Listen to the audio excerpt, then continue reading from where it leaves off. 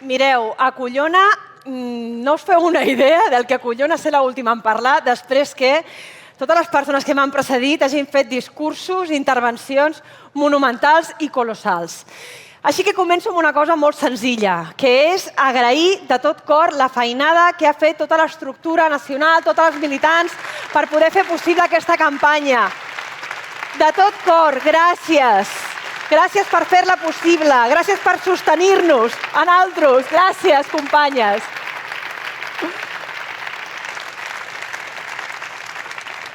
Perquè independentment dels resultats que tinguem aquest diumenge, això no ens ho poden treure.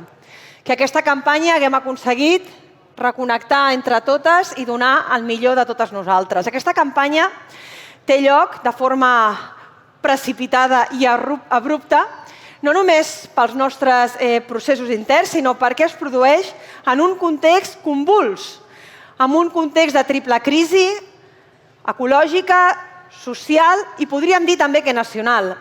I quan parlem d'aquesta crisi ecològica sense precedents que ens està portant cap al col·lapse com a civilització, i no ho diem els comunistes de la CUP, ho diu l'Eudald Carbonell, que també és comunista però és catedràtic i per tant sap del que parla.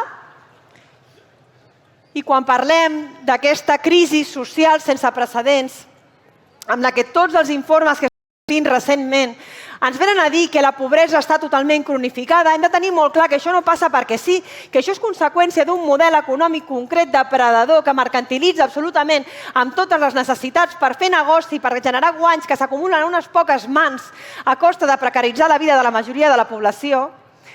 Un model econòmic i un sistema anomenat capitalisme que fa negoci amb absolutament tot, incloent el negoci de la mort, amb el negoci de les guerres, com per exemple el genocidi palestí. S'està permetent aquest genocidi perquè aquí s'està lucrant a costa de matar centenars, milers de persones.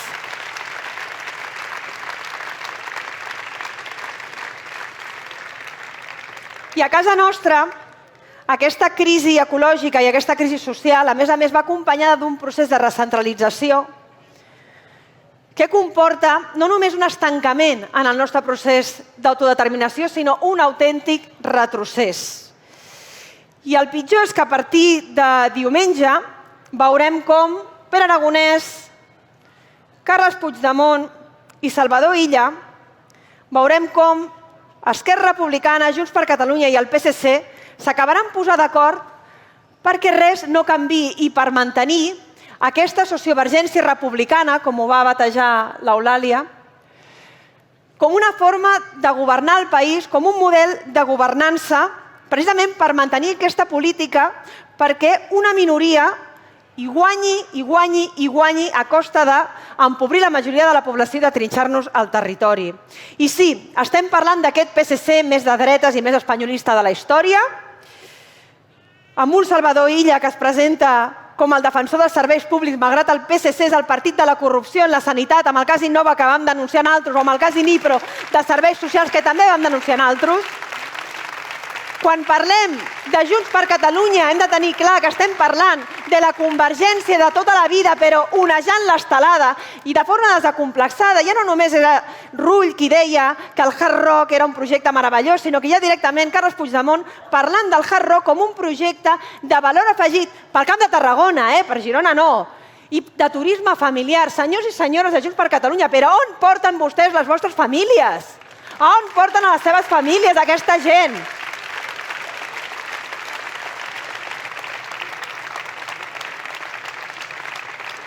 I malauradament, quan mirem Esquerra Republicana, el que veiem és que malgrat haver trigat 85 anys en recuperar el govern de la Generalitat, en comptes de seguir l'estela de Macià i de companys, després d'haver trigat aquests 85 anys en recuperar el govern de la Generalitat, el que ha fet Pere Aragonès és haver estat incapaç de diferenciar-se de les polítiques sociovergents de tota la vida. I el pitjor és que després d'haver-se estat barallant, d'haver-se tirat els plats pel cap per competir, per veure qui guanyava el control, l'hegemonia dins de l'independentisme, tot aquest culebrot que ha durat les darreres legislatures, ara veiem que es posen a competir per veure qui pacta millor, per veure qui practica millor la política del peix al cova i per veure qui pujoleja més. I això és trist, sí, però nosaltres no ens hi arrossegaran amb aquesta deriva.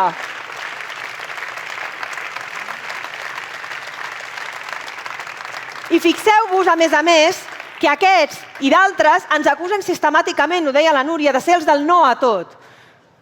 És a dir, els del sí a trinxar el territori, els del sí a empobrir la majoria de la població perquè els seus amiguets no deixin de guanyar diners, els del sí a fer fora la gent de casa seva malgrat tenim pisos buits a dojo, els del sí, en definitiva, a privatitzar tots els serveis públics, ens diuen que som les del no a tot. Doncs sí, som les del no a la vostra merda de polítiques, perquè nosaltres som les del sí a fer la política en favor de la majoria de la gent.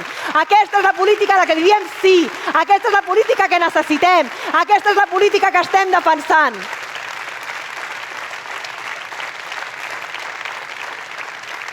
I portem, no tota la campanya, no tota la legislatura anterior, portem des de sempre posant sobre la taula la necessitat de fer que la política estigui en mans de la gent. Deia Fuster que tota política que no fem nosaltres serà feta en contra de nosaltres. I es tracta d'això, de començar a planificar, de començar a produir sota control públic, decidir què volem produir, com ho volem produir. I no és cap quimera, no és cap utopia.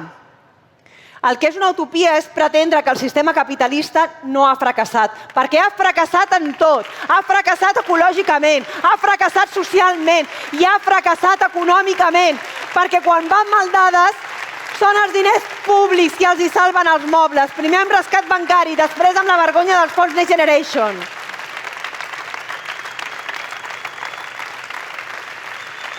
I sí, tenim una alternativa, evidentment que tenim una alternativa. L'han explicat les companyes que m'han precedit.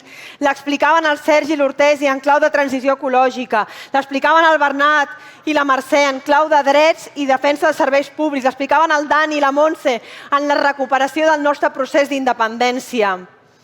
I sempre diem, tot allò que fem al Parlament ha d'acompanyar la nostra feina allà on som més fortes, el municipalisme, com explicava la Núria. I la nostra proposta és senzilla, recuperar una agenda nacional i social pròpia, que vol dir tornar a fer política aquí, deixar de posar el focus a Madrid, que és el que estan fent, desbordant els límits. Nosaltres volem desbordar els límits d'aquest règim de 78 perquè s'ha demostrat sobradament que els nostres grans consensos com a país no hi caben en el seu règim, no hi caben a la seva Constitució. I per tant, nosaltres el que diem és senzill. A l'1 d'octubre no s'hi arriba perquè sí. S'hi arriba amb una legislatura en la que es posen sobre la taula tot un seguit de lleis ambicioses, socials, ambientals, feministes, que ens tombaven sistemàticament des del Tribunal Constitucional per lo que deia, perquè no hi tenen cabuda. I per avançar, per anar més enllà del que vam poder anar, necessitem un moviment popular independentista ampli, que ens ajudi a desbordar tots aquests murs, que ens ajudi a trencar les costures d'aquest autonomisme ranci. I aquí la unitat popular és clau. Ho explicava l'Anna molt millor del que jo mai no podré explicar-ho. Però fixeu-vos per què la unitat popular és clau, perquè el nostre poble no només s'ha hagut d'enfrontar a l'estat espanyol i a l'estat francès per poder ser lliure, sinó que a més s'ha hagut d'enfrontar a les pròpies classes dirigents catalanes, aquelles que no van dubtar en donar suport a Primo de Rivera o a Franco quan van veure que la revolució esdevenia imparable. I això ens demostra dues coses en la nostra història, dues constants que es reprodueixen. La primera, que en el nostre procés d'alliberament nacional són les classes populars les que el fan avançar, mentre que les classes dirigents només s'hi afegeixen quan els interessa i quan no se'n marxen a pactar, se'n van a pactar. I segona qüestió, aquells que diuen que l'única forma de guanyar els nostres drets nacionals és pactant amb Madrid, acaben formant part dels obstacles cap a la independència, perquè això que està succeint no és nou en la història del nostre poble.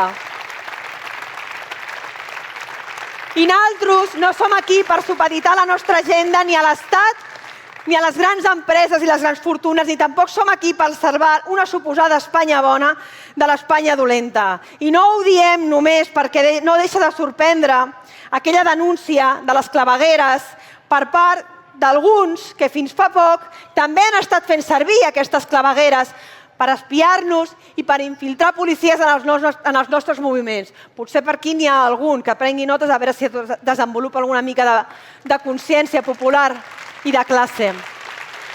No ho diem només per això, sinó perquè la millor forma de garantir que a Espanya es produeix una autèntica democratització és fer avançar el nostre procés d'autodeterminació.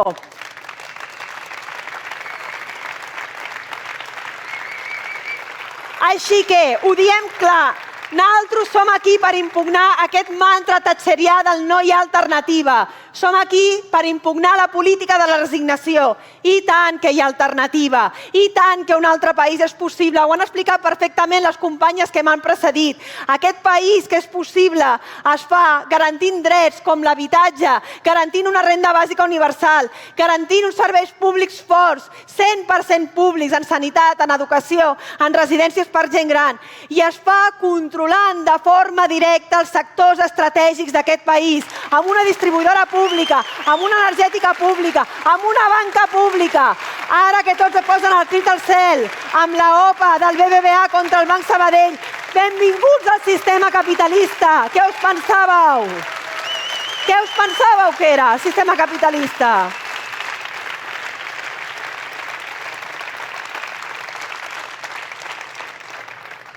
Així que, amb aquest programa que avui no desplegaré perquè l'hem desplegat en tota la campanya, avui aprofitem per adreçar-nos a totes les persones a les que cada dia us costa més omplir la nevera, a les que Renfe us roba la vida i endesa la cartera, a tota la gent jove que no us podeu emancipar perquè l'habitatge, lluny de ser un dret, és un privilegi, malgrat hi ha centenars de milers de pisos buits, alguns dels quals estan en mans de la banca i per tant són nostres, perquè els tenen perquè els vam rescatar nosaltres.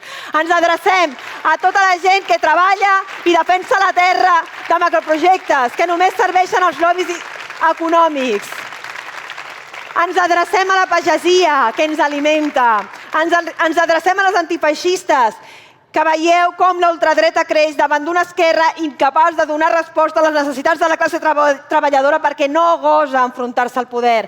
Ens adrecem a les dones, que estem veient com cada cop hem d'assumir més les tasques de cura davant la fallida de l'estat del benestar. Ens adrecem als treballadors públics, a les persones que esteu sostenint aquests serveis, a base de vocació però també d'explotació. Que us estimem, perquè sou les que teniu cura de la nostra salut, les que eduqueu les nostres filles i fills i les que cuideu els nostres pares, mares, avis i àvies. Ens adrecem a totes vosaltres perquè ens feu confiança. No ens adrecem a vosaltres per vendre-us fum, per fer-vos promeses buides. Venim a entregar-vos el nostre compromís sincer, ferm, que la CUP som aquí per deixar-nos la pell per aquest país que és el nostre, per donar-ho tot per resoldre les problemàtiques de la classe treballadora, perquè són les nostres problemàtiques, perquè som gent treballadora. Som aquí per estar al costat de tota la gent organitzada. Som aquí... Hola? Va o no? Sí? Se sent? Hola? Hola? Sí? Vale, he trencat el micro cridant? No. Bé, reprenc el fil. Som aquí per posar-nos també al costat de totes les persones organitzades i mobilitzades que lluiten en aquest país en defensa de la sanitat pública, en defensa de l'escola pública, en defensa de l'habitatge, en defensa de la llengua, en defensa de les lluites feministes, en defensa de la lluita pel territori. I no ho diem perquè sí, ho diem perquè hi hem estat sempre, perquè nosaltres formem part d'aquestes lluites també. I us diem, sabem que hi ha moltes persones encara indecises.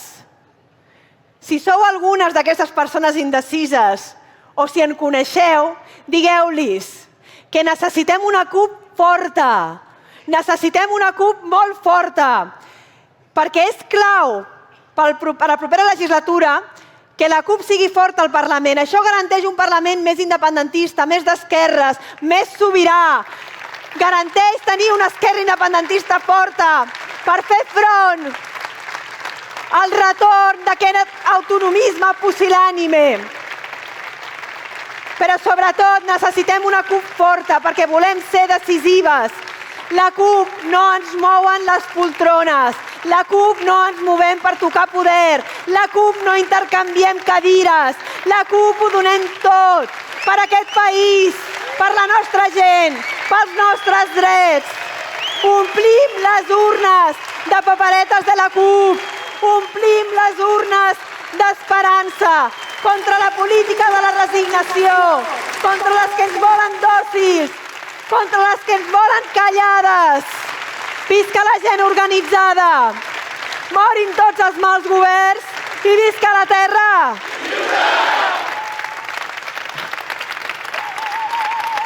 Altra posteritat, com no siga la del teu poble, pot ser el mate, no pot ser.